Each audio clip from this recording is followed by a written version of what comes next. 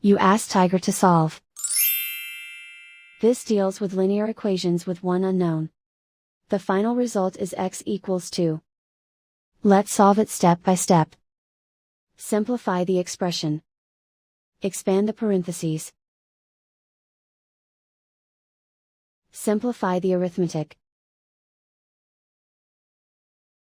Multiply the coefficients. Group all x terms on the left side of the equation. Add 42x to both sides. Group like terms.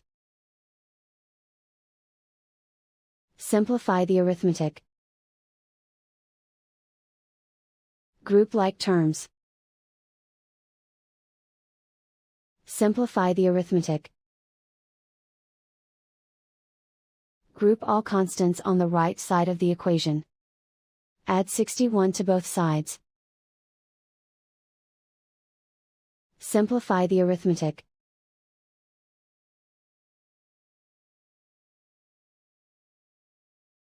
Isolate the x. Divide both sides by 41. Simplify the fraction. Find the greatest common factor of the numerator and denominator. Factor out and cancel the greatest common factor. And so the final result is x equals 2.